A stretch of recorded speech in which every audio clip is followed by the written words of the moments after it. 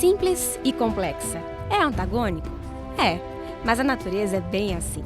Centenas, milhares de minúsculas moléculas, pequenas partículas cheias de identidade que observamos no laboratório, mas que, se atentos, podemos observar por aí, no dia a dia. A gente tem vários exemplos, mas um que a gente pode citar e que é bem fácil, qualquer pessoa pode fazer em casa, é quando a gente está estudando a respeito do DNA nos seres vivos. Então a gente pode pegar uma banana simples, uma banana, amassá-la, colocar alguns ingredientes como água, sal, detergente e ali fazer um misturado.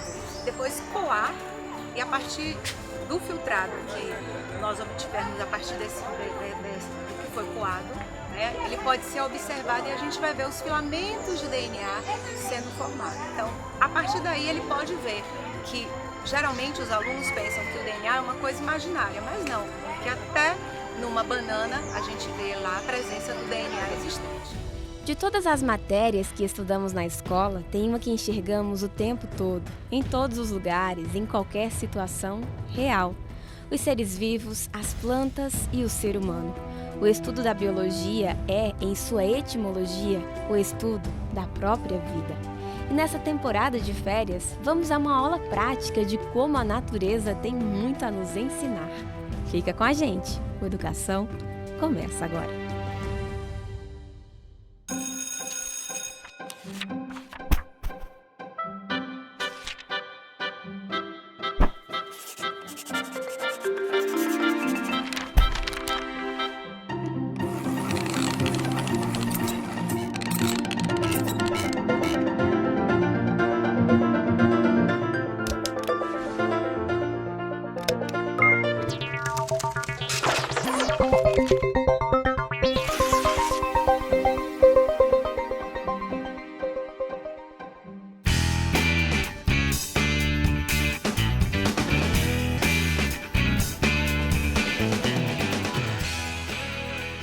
O Zoológico de Salvador conta com mais de 1.600 espécies de animais. É um espaço aberto gratuitamente ao público e chega a receber 20 mil pessoas a cada fim de semana.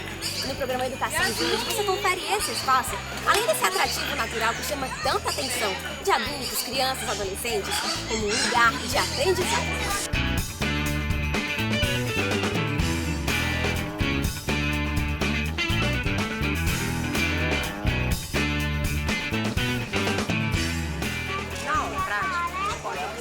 Tudo aquilo que os alunos estudaram na teoria, na sala de aula. Então, na sala de aula, como é um ambiente mais fechado, eles não têm muito acesso, então a gente traz os alunos para a aula prática para que eles vejam tudo aquilo que eles aprenderam na aula teórica. Onde tem um espaço como esse, onde a gente pode unir a prática com a teoria e assim facilitar o aprendizado. Em meio às espécies do reino animal e à exuberância da mata nativa, um encontro com a natureza desperta o direcionamento para o conhecimento. É que quando enxergamos, fica mais fácil aprender.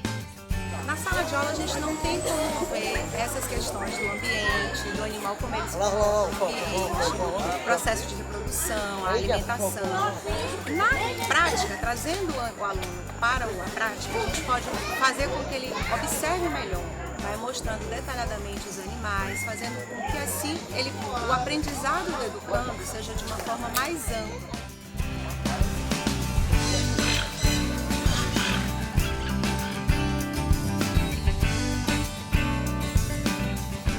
Eu particularmente percebo que o ensino é integrado em duas partes, dois pilares fundamentais. O primeiro pilar, que é claro, a gente estuda sempre, é na teoria, e o segundo, que serve como uma mola propulsora desse ensino, que lhe ajuda a fixar os conhecimentos, é quando você age na prática. É quando a gente sai do âmbito escolar, a gente sai de um berço onde a gente está cercado por professores e vamos interagir com a natureza, a gente consegue ver e sentir aquilo que os professores falavam a gente em sala de aula, na prática. Quando a gente percebe, a gente já olha e já fala, aquilo ali foi o professor que me ensinou, então eu já aplico aqui na prática, na natureza, de uma forma em geral. A prática é muito importante, agindo junto com a teoria.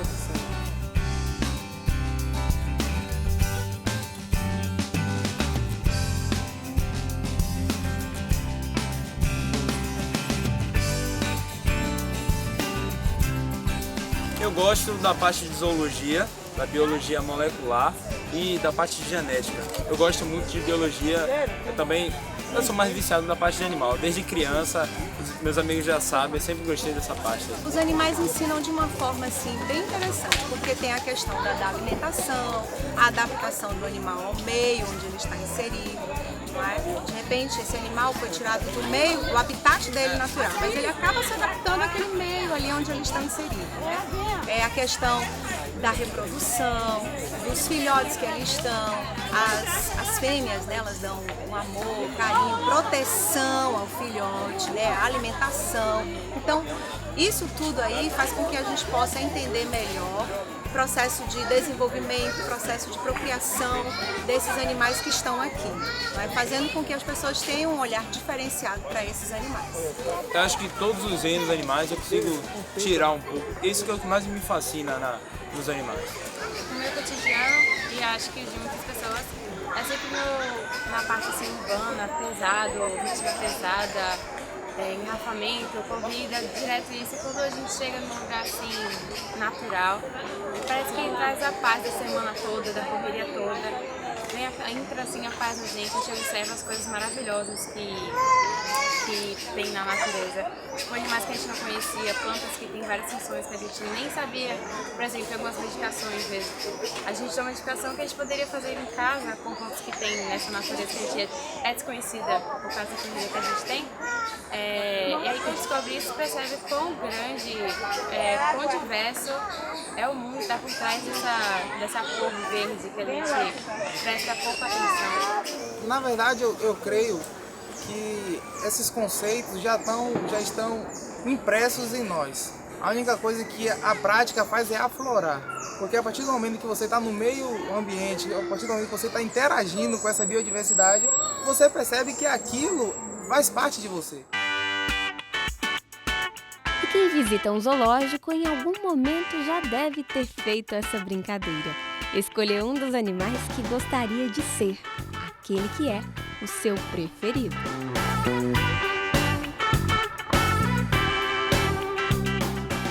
Eu costumo falar que eu me identifico com o jacaré ou o crocodilo.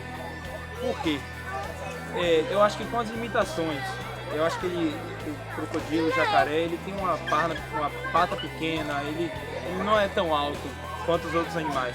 Como o livro de Jó falava, eu acho que com as limitações dele, ele consegue ser um dos maiores predadores da África. O que mais mata animais, o que mais consegue ter paciência na hora de atacar a sua presa. Eu gosto, assim, da leoa e do leão, mas eu admiro mais a leoa pelo seu perfil. Porque o leão, ele é bonito e tal, ele é o rei da natureza, mas ele é mais na dele, mais quieto, e a leoa que caça, que é mais corajosa, que traz alimentos para os seus filhotes, ela protege mais seus filhotes. É a leoa que tem essa responsabilidade de proteção mesmo, né? Então, o leão, na verdade, ele tem uma função de rei, não é? Ele, pouquíssimas coisas ele faz, concernente ao que as pessoas acham que ele faz muitas tarefas. Então, a leoa, geralmente, ela passa aquela raça, aquela coragem, a capacidade de proteger mesmo os filhotes e o grupo, uma parte do grupo que ali está. Porque ela não protege só os seus filhotes, ela vai proteger automaticamente os filhotes dos outros que estão ali. E não descartando o leão, ele também tem sua função, né? Ele tem um perfil imponente, mais imponente da natureza. E quando é preciso, mesmo que raramente, ele protege o que é dele. Às vezes quando ele é excluído do bando dele, ele que luta, ele que procura o alimento, ele que caça, tudo bem. Mas entre os dois, eu vou na beleza do leão e o perfil da leoa. Dentro ou fora do zoológico, aprender biologia pode ser prático. E não precisamos ir longe, basta que tenhamos a curiosidade de ir além do que os olhos podem enxergar. No Colégio Adventista de Salvador, a gente tem 2 projetos. O projeto O que a Bahia tem, que é levando os alunos para Baixo Sul, a Costa do Dendê, onde eles observam a geografia, a história, a biologia, né? Tudo isso numa interdisciplinaridade. E aí eles observam alguns aspectos que são estudados lá. O projeto O que a Bahia tem 2 já leva os alunos do 2º ano do ensino médio para a região do Sertão, onde da mesma forma a geografia, a história, a biologia, a matemática, todos numa interdisciplinaridade também, fazem com que a gente possa levar o aluno a esse habitat e estudar os aspectos que na teoria ele viu em sala de aula. Durante a minha experiência no Colégio Adventista, eu participei de alguns projetos junto com o Colégio Adventista de Salvador. O principal que eu mais gostei foi o projeto que a gente foi para o Recôncavo da Bahia, para a Costa do Dendê e para Valença e tal, que a gente conseguiu acompanhar a biodiversidade, né? A parte cultural, que aí você vê a parte do turismo, quando você trabalha de uma forma interdisciplinar, a interdisciplinariedade agindo na prática. Que a problemática do sertão é a falta de água. E lá na cidade de Caldas do Jorro, os alunos observam e as pessoas têm ali uma grande quantidade de água e água térmica. Então, não é um problema só do sertão, porque a cidade está bem localizada no sertão e onde as pessoas têm acesso à água térmica. Então, ali eles podem constatar que existe uma problemática, mas se o governo se preocupasse mais e tentasse voltar com essas questões, né, para a população, talvez muitos dos problemas seriam resolvidos. A pessoa, atualmente, ela se impressiona com a nossa floresta, né? Porque a gente percebe que estamos diante de um processo tão drástico de desmatamento e de uma forma tão cruel da mão humana agindo no nosso planeta, que quando a pessoa se depara com a floresta, com um lugar reservado, é impressionante. Essas saídas acabam sendo um desafio para eles, porque não é só a saída em si. Eles têm que elaborar uma matéria, né? Eles têm que elaborar uma revista pedagógica e mostrar isso depois para a gente. Sempre eu me admirei na educação adventista, na rede adventista, por ser um sistema integrado, né? Por exemplo, lá a gente aprende a como se comportar diante da sociedade, a gente aprende direitos, aprende deveres, nós temos lições de vida. A escola adventista em si, ela costuma passar ideologias. Ideologia, em um sentido amplo, significa aquilo que seria ou que é ideal. E nada pode ser mais autêntico do que ter como princípio conhecer, buscar e se aprofundar na natureza criada pelas mãos do próprio Criador. Visto que somos nós não simples partes integrantes, como também dominantes e responsáveis por esse meio.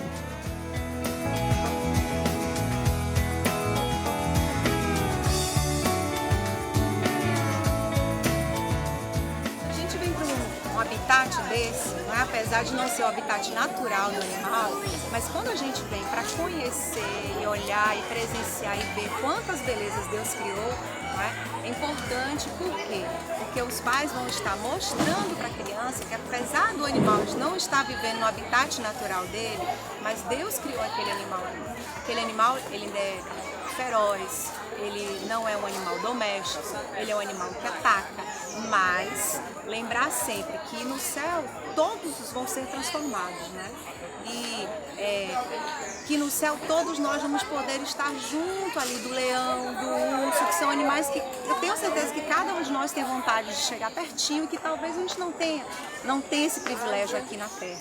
Então sempre está lembrando a criança, Deus criou todos os animais e cada animal dentro do seu habitat natural, dentro do seu contexto e trazer isso que é um ser especial.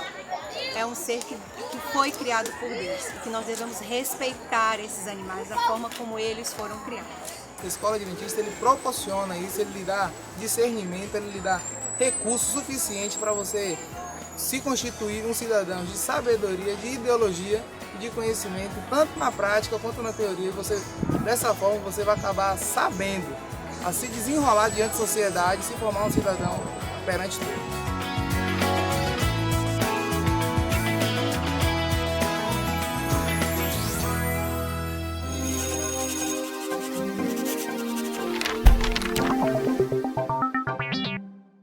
O que é preciso para educar? Uma escola completa? livros, alunos e bons professores. Uma escola se faz com tudo isso. Mas quando pensamos em construir escolas, fomos além. Não éramos tão experientes naquela época, mas sabíamos que todas as ideias que tínhamos vinham do coração de Deus. Precisávamos de uma escola que entendesse de linguística e álgebra, mas que principalmente soubesse que a soma de tudo que sabemos subtraindo Deus seria sempre igual a nada. O nosso sonho começou a ganhar forma e rapidamente o que começou na América do Norte logo se espalhou para outros continentes. Nossa escola agora era uma rede e cruzava os oceanos, chegando à América do Sul. Foi na Argentina e no sul do Brasil que a nossa história começou nesse novo lugar. O povo era diferente, a cultura era falar inglês ou alemão. Mas pouco a pouco começamos a construir nossa própria identidade. E não demorou para que as nossas escolas fossem reconhecidas e começassem a se espalhar pelo mapa, ao longo de 120 anos, alcançando tanta gente e formando gerações. Qual o segredo da nossa educação? Além de ser completa, com livros, alunos e bons professores, somos uma escola que segue uma história. E essa história está dentro do livro mais importante. É dela que tiramos as lições de bondade, os exemplos de amizade, o resultado da verdade, a essência da sabedoria, a soma da coragem, a teoria da fé e a maior prática do amor. É esse livro que ensina aos nossos alunos o exercício mais importante, ser semelhantes a Jesus. E tem sido assim desde o começo dessa história. E assim continuará sendo em todas as novas escolas que viermos construir. Educação Adventista na América do Sul. Há 120 anos praticando uma história sonhada no passado, construída no presente e projetada para o futuro.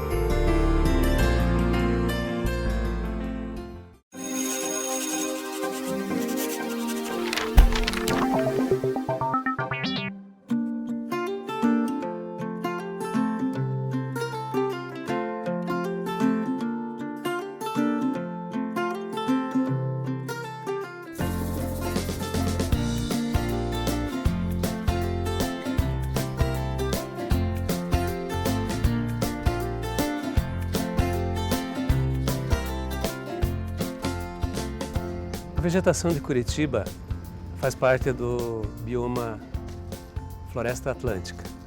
Esse subsistema aqui é floresta ombrófila mista, floresta com araucária. Nós temos muitas áreas preservadas ainda, com a floresta nativa, mas muitas das espécies que existiam nesse local já foram extintas ou algumas estão seriamente ameaçadas de extinção.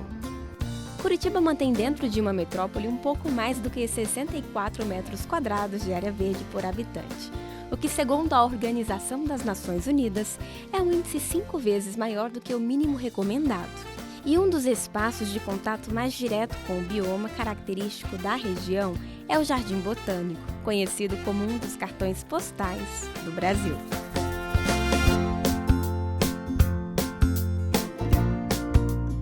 A estufa principal do Jardim Botânico, ela foi inspirada nos palácios ingleses e o jardim foi feito de acordo com os jardins franceses, né? São menores, um pouco mais baixos que os jardins ingleses, que são altos, né? Então, você tem todo esse conjunto das plantas e da estufa principal. Na estufa principal nós temos principalmente espécies da floresta atlântica, floresta ombrófila densa. Muitas dessas espécies que estão ali, elas são características da floresta atlântica, mas muitas delas são ameaçadas de extinção. Então a gente traz para cultivar aqui, para que a população conheça, inclusive as espécies que estão sendo ameaçadas de extinção, tem os nomes científicos de família ali também, e também algumas raridades. Algumas já estão extintas, a gente tem plantas extintas na natureza que ainda tem aqui na estufa principal. Mas não é só na estufa principal e nos jardins em estilo europeu que se pode desfrutar os melhores momentos dentro do Jardim Botânico de Curitiba. Um espaço diferenciado traz, além do vislumbrar-se com a natureza, a oportunidade de adquirir novos conhecimentos, tendo contato direto com o reino vegetal. A proposta do Jardim Sensorial aqui, como o nome já diz, é despertar, aguçar as sensações. Todos os visitantes que vêm aqui, e são muitos visitantes de diferentes faixas etárias, de diferentes níveis sociais, inclusive, pode-se dizer, eles têm acesso a que pode ser tátil, visual e olfativo. Então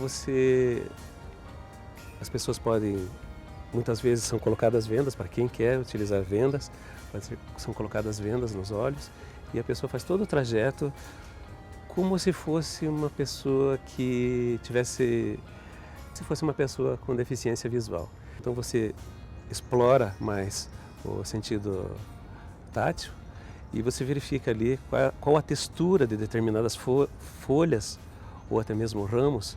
Alguns são mais ásperos, outros são suaves, alguns são lisas, né, glabras, outras têm tricomas, os pelos que a gente chama, né? Algumas das espécies têm óleos essenciais e aí você desperta o teu sentido olfativo, aguça teu sentido olfativo. E a parte visual que todos nós sempre apreciamos, as belas flores, né? Junto com cada informação que tem nas placas de toda essa trilha, que você pode ler, para quem não tem a capacidade de leitura, para quem não pode ler, deficiente visual, ele tem a mesma informação das plaquinhas em braille. O Jardim Botânico, além de um cartão postal da cidade, ponto obrigatório de visita na capital curitibana, é também um local de estudos e pesquisas avançadas. O trabalho realizado nesse local contribui para a preservação e descobrimento de espécies. O Museu Botânico ele realiza coletas de material botânico em vários lugares, pelo Brasil todo, mas também, principalmente, em Curitiba. O objetivo principal da criação do Museu Botânico foi estudar, catalogar as espécies do município de Curitiba. Depois a gente estendeu isso para vários outros locais. Nós temos muitas espécies da região que estão sendo preservadas aqui no Jardim Botânico agora. Muitas nós estamos cultivando, reproduzindo e reintroduzindo em ambientes similares. Nós fizemos uma lista recentemente de todas as espécies conhecidas do estado do Paraná. São mais de 7.000 espécies, né? Essa lista foi publicada no final do ano agora, do estado do Paraná. Mas nós estamos publicando também, breve, a lista do município de Curitiba.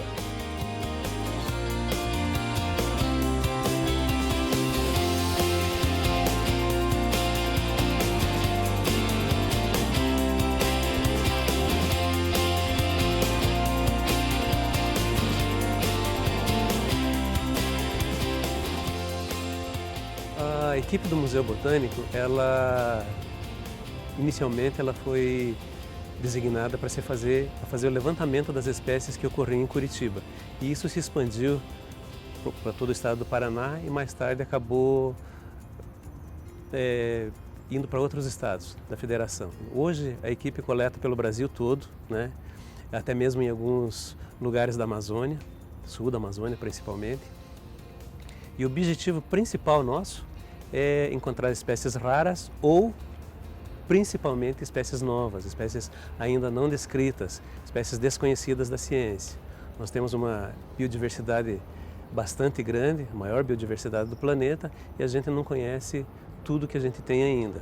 Então, o nosso trabalho é coletar plantas com flores ou frutos, para que possam ser identificadas depois aqui no Museu Botânico. Nós secamos esse material, colocamos todos os dados do local de coleta, qual o tipo de bioma, qual a cor da flor, qual a cor dos frutos, qual a altura da planta, se é uma árvore, se é um arbusto, se é uma trepadeira.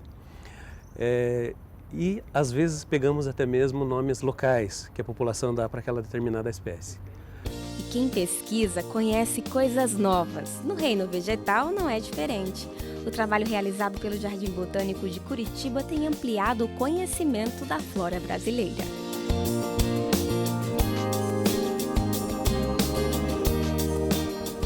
Muitas vezes, algumas dessas espécies ainda são desconhecidas da ciência. Nesse caso, quando nós percebemos esse tipo de situação, pesquisamos, tiramos a dúvida e, se for mesmo uma espécie nova, a gente precisa dar um nome. A gente precisa fazer o que Adão fazia, né? Dar nome. Então a gente escolhe um nome de acordo com o Código Internacional de Nomenclatura Botânica e a gente batiza aquela planta com um nome ou referente à localidade onde ela foi coletada ou referente aos dados daquela planta, número de tricomas, pelos, né? Alguma característica da planta. Ou então, se você quer fazer uma homenagem a algum botânico famoso ou alguém que contribuiu muito para o conhecimento da biodiversidade, você acaba dando o nome daquela espécie de planta para qualquer uma dessas situações. Não há lição que não seja aprendida quando vivida. Quando paramos e observamos o nosso redor, percebemos o que verdadeiramente é valioso desde o princípio do nosso mundo já estava lá. Mas para que permaneçam existindo, precisamos não simplesmente enxergá-las, mas estudá-las, pois só assim a conheceremos e entenderemos o seu significado. Eu costumo mais vir nesses ambientes assim, quando está perto do sol, que eu acho que é a parte mais linda do dia, quando eu me deparo com a natureza.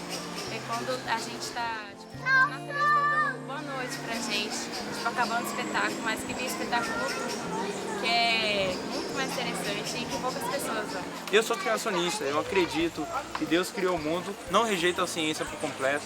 Eu quero ser um cientista futuramente e eu creio que a ciência tem seu valor, mas deve ser colocada em seu lugar. Eu percebo quão perfeito Deus foi em fazer cada parte, minúscula que seja, mais importante para esse ciclo natural, que eu acho particularmente bem.